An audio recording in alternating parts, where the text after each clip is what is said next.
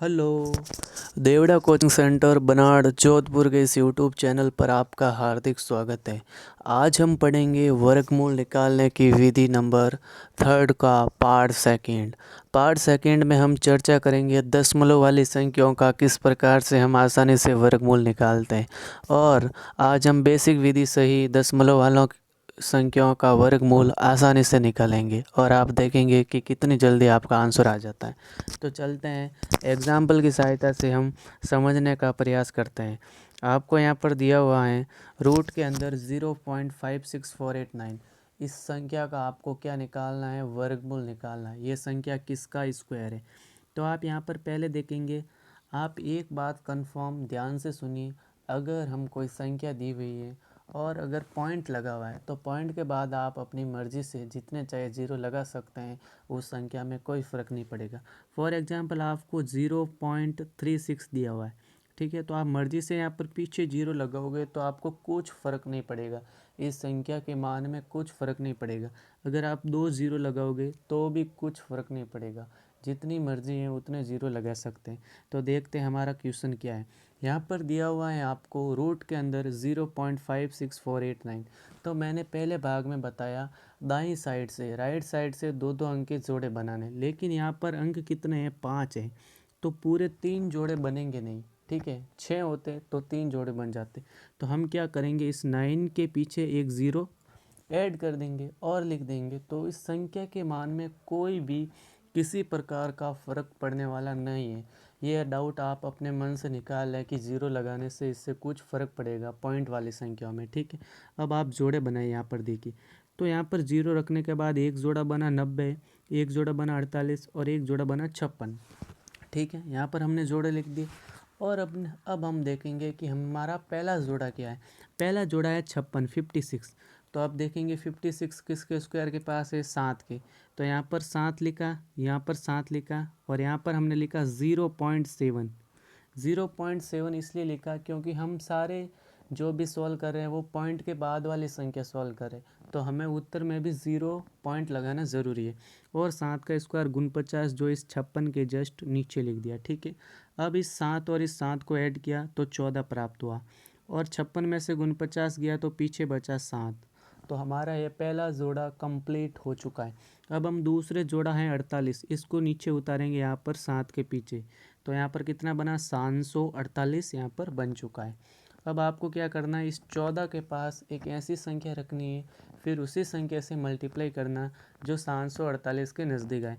तो हमने 14 के पास 5 रखी और फिर 5 से यहाँ पर मल्टीप्लाई किया और 5 को यहाँ पर आपको ऊपर आंसर में भी लिखना है।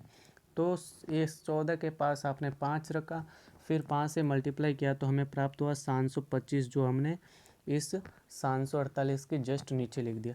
अब आप यहाँ पर 145 और 5 को जोड़ेंगे तो 150 आएगा, जो आपने यहाँ पर लिख दिया। और 748 में से 725 गया, पीछे बचा 23, ठीक है। अब हमारा सेकंड जोड़ा भी कंप्लीट हो चुका। अब हम इस थर्ड जोड़े 90 वाले को नीचे उतारेंगे तो ये जस्ट नीचे आया इस 23 के पास। तो कितना बना? 2390। अब आपको क्या करना है, इस 150 के पास 150 के पास एक ऐसी संख्या रखनी है, फिर उसी संख्या से मल्टीप्लाई करना जो 2390 के पास हो। तो हमने 150 के पास एक रखा और फिर एक से मल्टीप्लाई किया तो ये सेम संख्या प्राप्त हुई। अगर आप 2 रखेंगे तो 3000 के बाहर चला जाएगा, वो 2390 से ज़्यादा है, तो हमें यहाँ पर रखना नहीं। तो यहाँ पर आपने रख दिया 1501। तो यहाँ पर भी एक रखना, यहाँ पर भी एक रखना और आंसर में भी क्या रखना? 1, ठीक है। ये करने के बाद आप 2390 में से 1501 गया, पीछे बचा 800 गुण 90, ठीक है। 800 गुण 90 आप यहाँ तक भी सॉल्व कर सकते हैं 0.751 तक, ये भी आपका आंसर है, ठीक है। आप एग्ज़ाम में आसानी से यहाँ तक करने के बाद टिक कर सकते हैं। आगे वाला आप सॉल्व करो, क्योंकि पॉइंट के बाद ज़ीरो लगा सकते हैं, तो यहाँ पर एक और ज़ीरो यहाँ पर और उतार दिया और आगे सॉल्व किया हुआ है, ठीक है। अगला एग्जाम्पल देखते हैं। अगला एग्जाम्पल है रूट के अंदर 0.009869, ठीक है। तो यहाँ पर हम देखेंगे पीछे से जोड़ा बना, एक 69 बना, लेकिन यहाँ पर हम देखेंगे कि पॉइंट के बाद विषम संख्या है। पॉइंट के बाद क्या? विषम संख्या 1 2 3 4 5 6 7। तो परफेक्ट जोड़ा बनेगा नहीं। तो मैंने पहले पार्ट्स में बताया कि आप पॉइंट के बाद 0 लगाओगे तो कुछ फ़र्क पड़ेगा नहीं, तो यहाँ पर 9 के पीछे 0 लिख दिया। तो एक जोड़ा बना 90, दूसरा जोड़ा 86, तीसरा जोड़ा 09 और चौथा जोड़ा 00। तो हम पहला जोड़ा सॉल्व करेंगे। जो पहला जोड़ा है 00, तो हम इसको सॉल्व करने की ज़रूरत नहीं है, यहाँ पर लिख सकते हैं 0.0। ठीक है। अब आपका दूसरा जोड़ा क्या है? दूसरा जोड़ा है 09। तो अब आप देखेंगे 09 किसके पास है? 09 3 के स्क्वायर के पास है। तो यहाँ पर भी 3 लिखा, यहाँ पर भी 3 लिखा और यहाँ पर भी 3 लिखा। आंसर में भी 3 आपको लिखना ज़रूरी है। 3 का स्क्वायर कितना होगा? 9, जो इस 09 के जस्ट नीचे लिख दिया। अब आपको क्या करना है? इन 3 और इन 3 को जोड़ना, तो 6 प्राप्त हुआ और 9 में से 9 गया, कितना बचा? 0। ठीक है। तो यहाँ पर 0 आप लिखो या ना लिखो कुछ फ़र्क नहीं पड़ेगा। अब आप सेकंड जोड़े को सॉल्व करेंगे। सेकंड जोड़ा 86, जो यहाँ पर नीचे उतारा है। ठीक है ना। अब आपको क्या करना है? इस 6 के पास एक ऐसी संख्या रखनी है और फिर उसी से मल्टीप्लाई करना है। तो हमने 6 के पास 1 रखा और 1 से मल्टीप्लाई किया, तो कितना प्राप्त हुआ? 61। अब आप क्या करेंगे? 61 और 1 को जोड़ेंगे तो 62 प्राप्त होगा और 86 में से 61 गया, पीछे क्या बचेगा? 25। यहाँ तक कर दिया आपने। अब आप ये पीछे वाला लास्ट जोड़ा 90 को जस्ट इसके नीचे उतारेंगे, तो यहाँ पर 25 90 बन गए। ठीक है ना। अब आपको यहाँ पर कितना प्राप्त हुआ? 62। अब आपको 62 के पास ऐसी संख्या रखनी है और फिर उसी संख्या से मल्टीप्लाई करना। तो हमने 4 रखी और फिर 4 से मल्टीप्लाई किया, तो 4 आपको यहाँ पर आंसर में भी रखना। तो 62 के पास 4 रख के आप और फिर 4 से मल्टीप्लाई करें तो आपको प्राप्त होगा 2496। 2496 प्राप्त होगा, जो आपने यहाँ पर नीचे लिख दिया।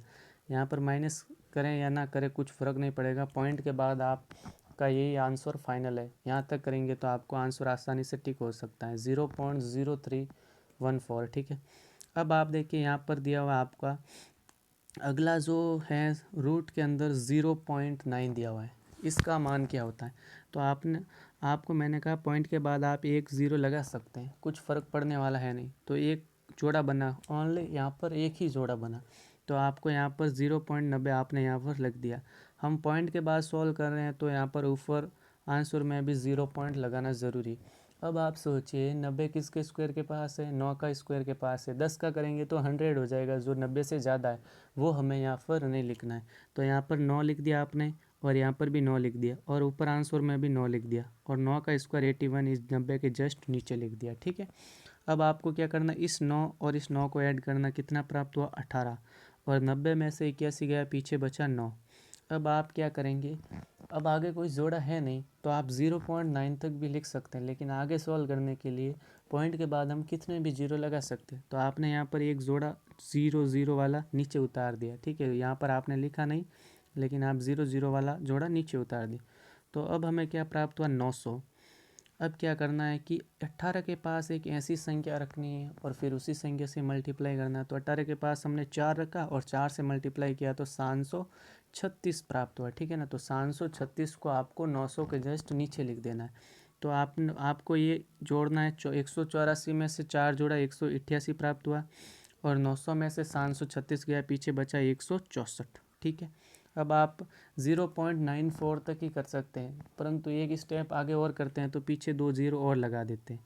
अब आपको क्या करना है कि 188 के पास ऐसी संख्या रखनी है और फिर उसी संख्या से मल्टीप्लाई करना है जो इस 16400 के पास हो। तो हमने 8 रखा और फिर 8 से मल्टीप्लाई किया तो हमें प्राप्त हुआ 1,51,004, जो हमने इसके जस्ट नीचे लिख दिया। तो हमने किससे मल्टीप्लाई किया? 8 से। तो 8 हमारे यहाँ पर आंसर में भी लिखना ज़रूरी है।